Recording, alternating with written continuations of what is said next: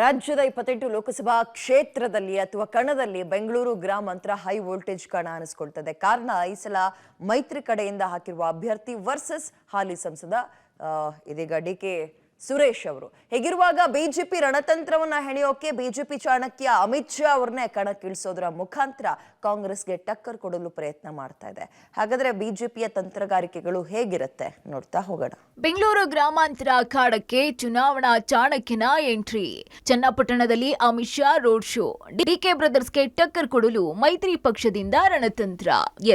ಬೆಂಗಳೂರು ಗ್ರಾಮಾಂತರ high voltage ಕ್ಷೇತ್ರದಲ್ಲಿ ಲೋಕಸಮರ ತೀವ್ರಗೊಳ್ತಿದೆ. ಮೊನ್ನೆಯಷ್ಟೇ ನಾಮಪತ್ರ ಸಲ್ಲಿಕೆ ಮಾಡುವ ಮೂಲಕ ಬೃಹತ್ ರ್ಯಾಲಿ ಮಾಡಿ ಶಕ್ತಿ ಪ್ರದರ್ಶನ ಮಾಡಿದಂತಹ ಕಾಂಗ್ರೆಸ್ಗೆ ಟಕ್ಕರ್ ಕೊಡೋದಿಕ್ಕೆ ಮೈತ್ರಿ ಪಕ್ಷ ಸಿದ್ಧತೆಯನ್ನ ಆರಂಭಿಸಿದೆ. ಖುದ್ದು ಬೆಂಗಳೂರು ಗ್ರಾಮಾಂತರ ಅಖಾಡಕ್ಕೆ ಚುನಾವಣಾ ಚಾಣಕ್ಯ ಕೇಂದ್ರ ಗೃಹ ಸಚಿವ ಅಮಿತ್ ಶಾ ಎಂಟ್ರಿ ಕೊಡ್ತಾ ಇದ್ದು ಚುನಾವಣಾ ಕಣ ಮತ್ತಷ್ಟು ರಂಗೇರಲಿದೆ. ಏಪ್ರಿಲ್ 2ರಂದು ಅಮಿತ್ ಶಾ ಬೆಂಗಳೂರಿಗೆ ಆಗಮಿಸಲಿದ್ದಾರೆ.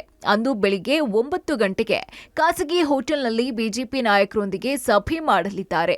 ಬಳಿಕ ಬೆಂಗಳೂರು ಉತ್ತರ, ದಕ್ಷಿಣ, ಕೇಂದ್ರ, ಬೆಂಗಳೂರು ಗ್ರಾಮಾಂತರ, ಚಿಕ್ಕಬಳ್ಳಾಪುರ ಲೋಕಸಭಾ ಕ್ಷೇತ್ರ ಒಳಗೊಂಡು ಸಮಾವೇಶವನ್ನ ಮಾಡಲಿದ್ದಾರೆ.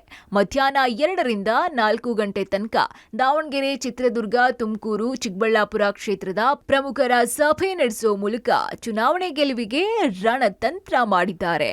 ಬೆಂಗಳೂರಿನಲ್ಲಿ ಸಮಾವೇಶದ ಬಳಿಕ ಸಂಜೆ 6 ಗಂಟೆಗೆ ಚನ್ನಪಟ್ಟಣದಲ್ಲಿ ರೋಡ್ ಶೋ ನಡೆಸಿ ಬಹಿರಂಗ ಸಮಾವೇಶ ನಡೆಸಲಿದ್ದಾರೆ. ಇನ್ನು ಮೈತ್ರಿ ಅಭ್ಯರ್ಥಿ ಡಾಕ್ಟರ್ ಮಂಜುನಾಥ್ ಪರವಾಗಿ ಮತಯಾಚನೆ ಮಾಡಲಿರುವಂತಹ ಅಮಿತ್ ಶಾಗೆ ಎಚ್ಡಿಕೆ, ಬಿಎಸ್ವೈ, ವಿಜಯೇಂದ್ರ, ಅಶೋಕ್ ಸೇರಿದಂತೆ ಬಿಜೆಪಿ ಹಾಗೂ ಜೆಡಿಎಸ್ ಸ್ಥಳೀಯ ನಾಯಕರು ಸಾಥ್ ನೀಡಲಿದ್ದಾರೆ.